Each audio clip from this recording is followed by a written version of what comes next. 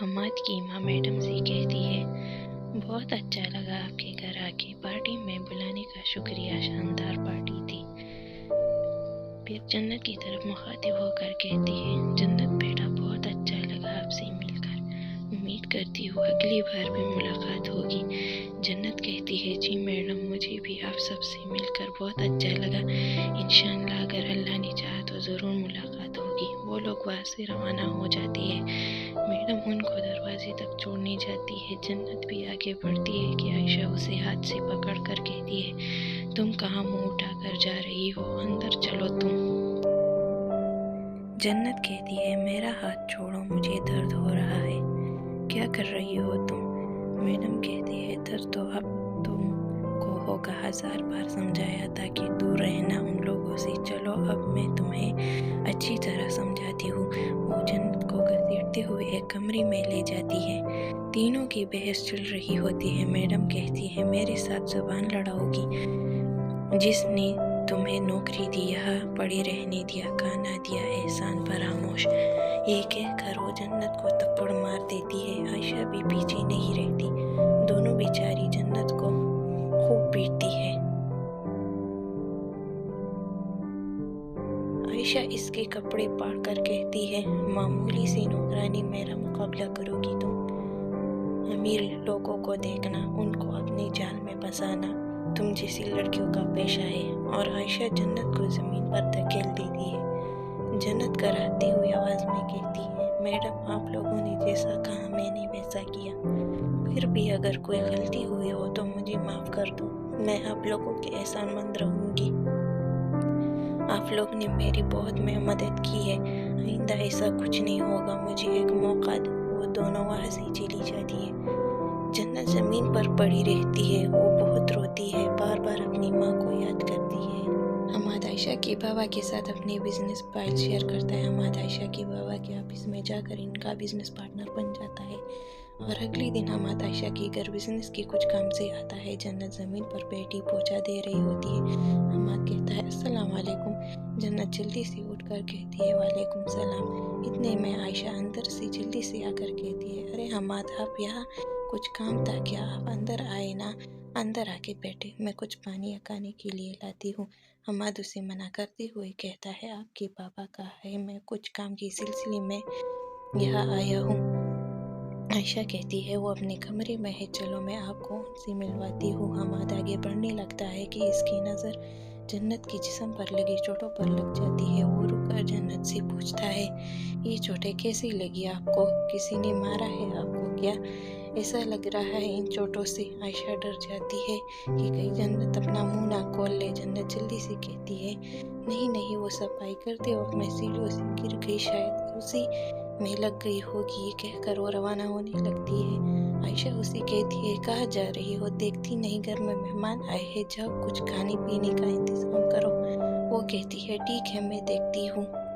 عائشہ حماد کو اپنے بابا کے کمرے میں لے جاتی ہے، اور پھر وہاں سے اپنی ماں کے پاس چلی جاتی ہے اور ان سے کہتی ہے، پتہ ہے امی کون آیا ہے؟ وہ کہتی ہے، ارے اتنی خوشی، کون آیا ہے؟ عائشہ کہتی ہے، امی حماد آئے ہیں، ابو سے ملنے، کہہ رہے تھے کہ ابو سے کچھ کام ہے، میں نے ان کو ابو کے پاس بھیج دیا۔ میڈم کہتی ہے، اچھا تو اس لیے اتنی خوشی ہو رہی ہے، اچھا کیا تم نے۔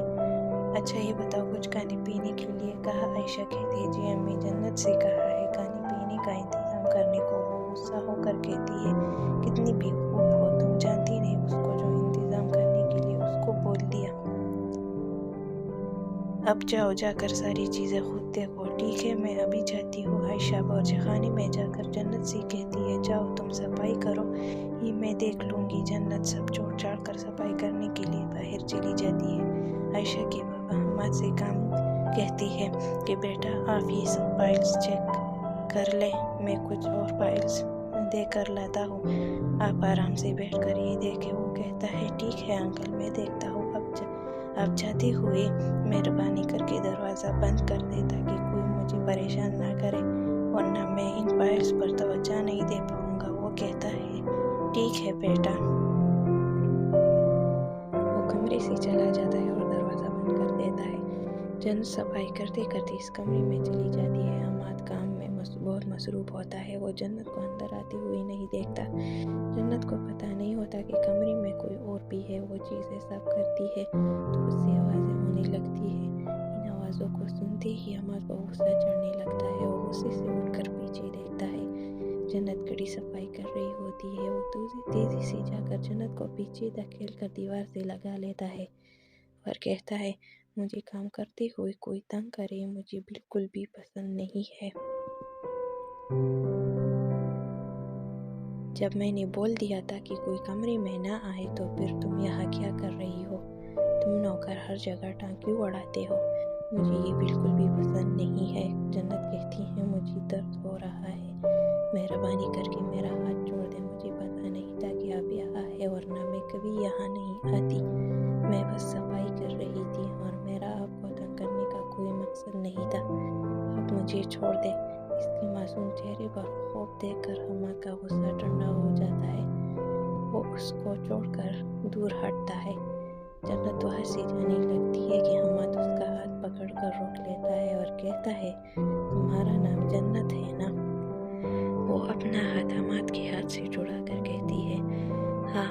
वो कहता है, जन्नत एक बात बता और सच बताना, मुझे झूठ से सख्त नफरत है।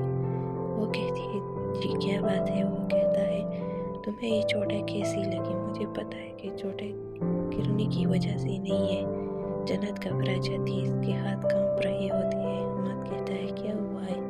तुम मुझे बता सकती हो क्या? बता, मैं आपकी मदद कर सकूं। इस तरह घबरा क्यों रही हो? मुझे सच सच बताओ, कुछ तो ज़रूर है। वो कहती है, नहीं, आपको कोई गलतफहमी हो रही है, मैं ठीक हूँ। मैं गिर गई थी। और वो जल्दी से वहाँ से चली जाती है। दरवाजे पर वो आयशा को देख लेती है। आयशा के हाथ में ट्रे होता है। वो इनकी सारी बातें सुन लेती है। आयशा कहती है, कितनी बेशर्म हो तुम, तुम्हें किसी भी बात की समझ नहीं आ रही है ना? तू रुक जा, अभी मैं अम्मी के पास जाकर तुम्हारी इस करतूत के बारे में बताती हूँ। वो डरती हुई कहती है, नहीं नहीं आयशा बीबी, मैं सफाई कर रही थी, मुझे पता नहीं था कि हमाद साहब यहाँ है, वरना मैं यहाँ नहीं आती।